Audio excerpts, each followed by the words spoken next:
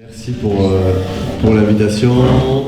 Bonsoir à toutes et à tous. Il y a des visages que je connais, que je croise souvent dans les mobilisations du week-end qui ont lieu malheureusement. Beaucoup de choses à dire. Je vais peut-être commencer sur ce que tu as évoqué sur la question des militaires et sur la question de la participation de Français ou de Franco-Israéliens aux côtés de l'armée israélienne. C'est pas un chiffre qui est sorti du chapeau, c'est Européen qui a documenté ce chiffre, qui a estimé qu'il y avait 4185 Français ou Franco-Israéliens qui aujourd'hui se battaient directement à Gaza aux côtés de l'armée israélienne. Et on a vu ce matin dans le Parisien, la une du Parisien est consacrée à un Franco-Israélien qui raconte ses 100 premiers jours aux côtés de l'armée israélienne à Gaza. Il y a la une du Parisien qui lui est consacrée et une double page sur une interview. Et ce soir, il était l'invité en ce moment de France 5 sur C'est à vous, où il raconte son rôle de réserviste au sein de l'armée de Tsahal. Donc ça en dit long sur la complaisance médiatique sur ce sujet, puisque moi j'ai saisi le ministre de la Justice, Éric Dupond-Moretti, pour demander que des enquêtes soient ouvertes, non pas pour condamner les gens à l'avance, mais simplement pour que des dossiers soient montés, qu'on sache à quoi ont participé ces 84 000 personnes. Est-ce qu'ils ont été complices du crime de guerre? Est-ce qu'ils ont participé de près ou de loin au génocide? Est-ce qu'elles n'ont participé à aucune opération qui ne rentre dans ces qualificatifs juridiques-là? Simplement, moi je considère que la justice doit faire son travail. J'ai pas eu de réponse d'Éric Dupond-Moretti. J'ai saisi la procureure de la République de Paris pour qu'elle saisisse le parquet compétent pour ouvrir des enquêtes. J'ai pas encore de réponse. Mais finalement, on a la preuve ce soir avec cette personne qui témoigne à visage découvert, qui, dans le Parisien de ce matin, dit qu'elle ne se sent absolument pas responsable de la vie des civils palestiniens. C'est les mots de ce militaire-là, de ce réserviste-là, qui est un réserviste qui n'est pas anodin, il était membre des opérations spéciales avant. Donc c'est un vrai militaire, et qui, dans le même interview, termine en disant la question de la journaliste, je ne me rappelle plus, lui demande si il a l'impression de participer à une guerre juste, à quelque chose qui participe finalement à l'équilibre de la paix dans le monde.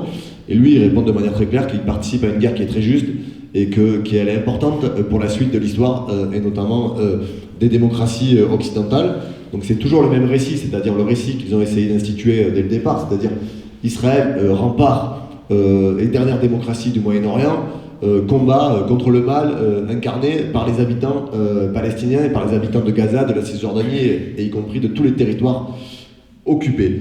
Donc je vais à nouveau demain saisir la justice sur cette personne-là. Je travaille avec une avocate aujourd'hui qui m'accompagne sur ces questions-là parce qu'il y a un flou juridique sur la participation de Franco-Israéliens et de Français aux côtés d'une autre armée. Et je le dis souvent, moi aujourd'hui c'est pas la question du conflit entre Israël et la Palestine. Demain, je n'accepterai pas non plus que des citoyens français soient aux côtés d'une autre armée dans un autre pays qui se livre aussi à des crimes de guerre et des génocides. Et je crois que c'est l'honneur de la France de ne pas accepter que des citoyens français participent à ces opérations-là. Donc ça, c'est le premier aspect sur la question militaire. Et quand je disais la complaisance ou le silence, pour être plus agréable, des médias français, c'est qu'il y a eu beaucoup de couverture de presse, évidemment du Moyen-Orient, mais internationale, sur ma prise de position, sur la demande d'ouverture d'enquête. Il y a eu zéro sollicitation presse sur ce sujet. Il y a eu zéro article de presse écrite et de presse audiovisuelle sur ce sujet-là. Je suis parlementaire, je suis assez médiatisé et invité assez souvent sur les plateaux de télé et assez identifié. Donc s'ils avaient voulu m'appeler pour demander une réaction sur ce sujet-là, ils savaient où ils me trouvaient.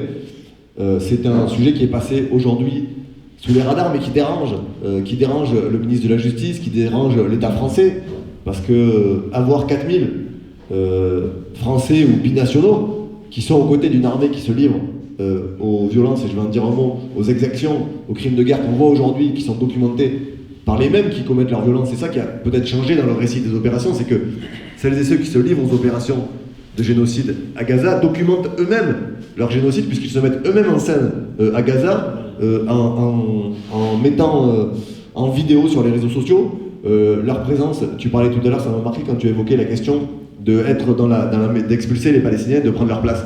Aujourd'hui, on voit sur les vidéos qu'il y a ce récit-là, c'est-à-dire qu'ils prennent possession des biens palestiniens, y compris, j'ai vu qu'ils étaient à les pieds des commerces, Ce soir, il y a une vidéo qui a été diffusée où ils sont dans un domicile où il y a une scie sauteuse pour aller percer un coffre-fort pour aller récupérer les biens de la famille qui habitait là avant. Donc on voit combien ils se mettent en scène et combien le gouvernement français est silencieux sur ce sujet-là.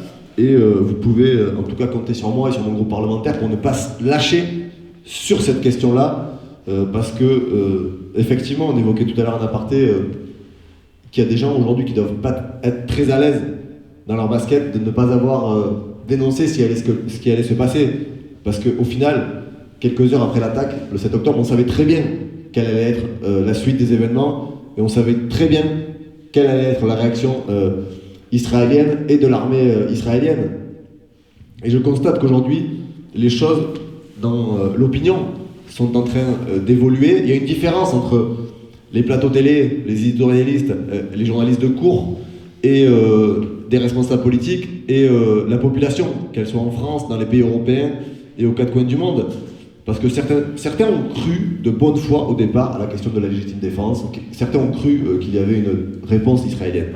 Mais aujourd'hui, quelques jours après la réponse israélienne, tout le monde a bien vu qu'aller en Cisjordanie avec des bulldozers, arracher des oliviers, bombarder des hôpitaux, des maternités, cibler les soignants, cibler des responsables, des salariés des Nations Unies, c'est le conflit le plus meurtrier pour les Nations Unies, depuis la création des Nations Unies.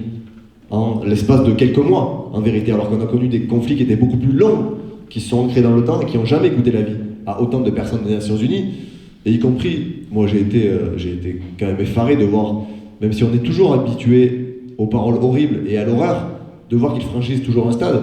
Et il y a quelques jours, une députée israélienne de la Knesset a dit finalement, ce que nous devons éliminer, c'est pas le Hamas ou les Palestiniens, c'est d'abord l'Organisation des Nations Unies, qui, elle, est complice des terroristes à Gaza. Donc voilà aujourd'hui des paroles de responsables israéliens.